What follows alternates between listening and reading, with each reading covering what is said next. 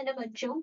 Let's see this question. The question says a vibrating tuning fork is moving slowly and uniformly in a horizontal circular path of radius 8 meters.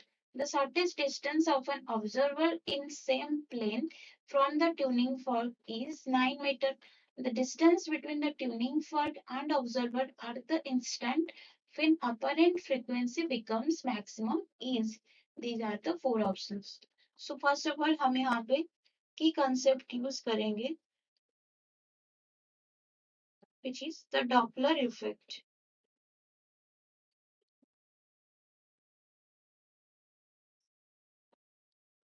Doppler effect क्या है? It is the change in the observed frequency of a wave when the source and the observer moves relative to the medium. तो यहाँ पे जो apparent frequency हो जाएगा according to Doppler effect, apparent frequency क्या हो जाएगा? Nu is equal to nu naught V plus V naught divided by V plus V plus Vs. And यहाँ पे v क्या है? Velocity speed of the sound through the medium. And v naught क्या है? This is the velocity of observer relative to the medium. And vs क्या है? This is the source velocity relative to the medium. That means यहाँ पे यदि source velocity opposite to the observer और move opposite to the observer हो जाएगा तो ये साइन क्या हो जाएगा? नेगेटिव हो जाएगा. तो ये साइन नेगेटिव हो जाएगा. सो अपरेंट फ्रीक्वेंसी मैक्सिमम कब होता है? जब when the apparent frequency the maximum when relative velocity of approach of tuning fork with respect to observer is maximum. That means यहाँ पे जब ये vs maximum हो जाएगा तब ये apparent frequency maximum हो सकता है. तो जैसे कि हमें क्वेश्चन में क्या है? मैंने एक vibrating tuning fork is moving slowly and uniformly in a horizontal circular path. That means यहाँ पे एक horizontal circular path है.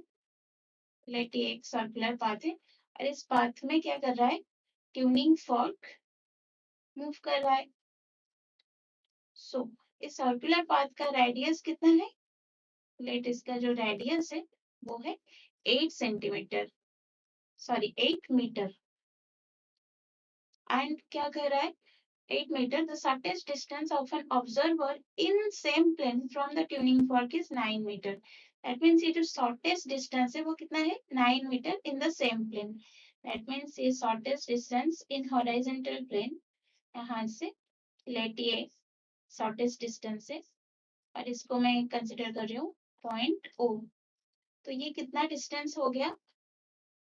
ये इतना जो distance हो गया वो कितना है? 9 meter हमें given है. तो वो क्या बोल रहा है? The distance between the tuning fork and observer at the instant when apparent frequency become maximum. तो अपरेंट फ्रीक्वेंसी कब मैक्सिमम होगा? व्हेन vs और the relative velocity of approach of tuning fork with respect to observer, that means vs.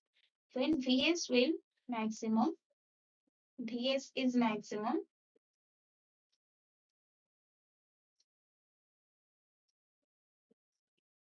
apparent frequency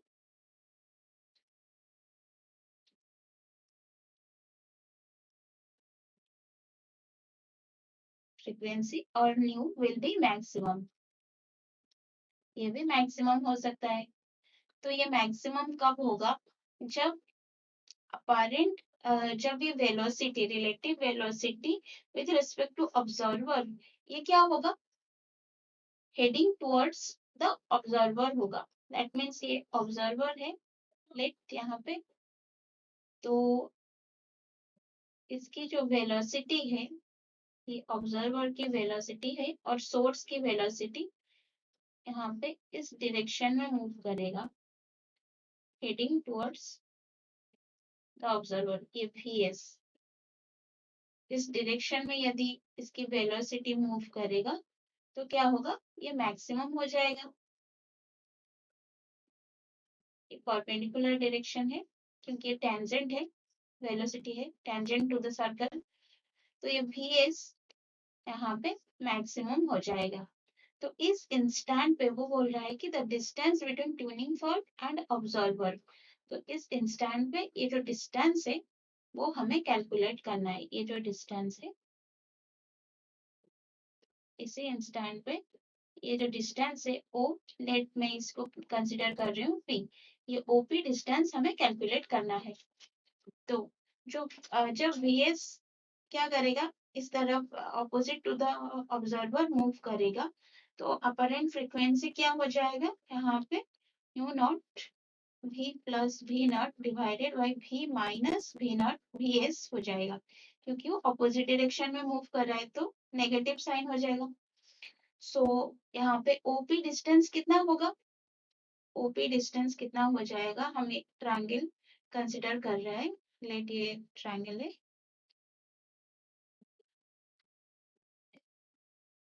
ये ओ ये P, और late इसको मैं consider कर रही हूँ are point.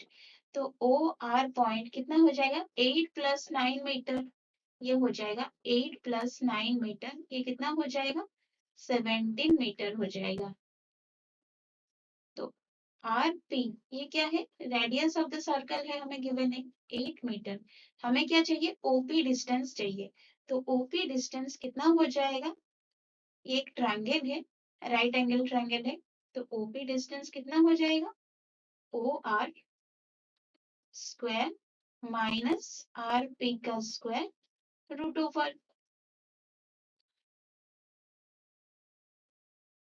According to Pythagoras theorem OP का डिस्टेंस हो जाएगा 17 का स्क्वायर माइनस 8 का स्क्वायर रूट ओवर। तो ये कितना होगा, ओपी का डिस्टेंस हो जाएगा which is equal to 15 metre. यहाँ पे जो डिस्टेंस हो जाएगा OP this is 15 metre. Okay,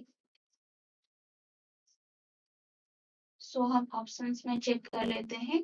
the distance between the tuning fork and observer at the instant when apparent frequency become maximum is option 3 15 meter is the correct answer. Hope you understand it well. Best of luck.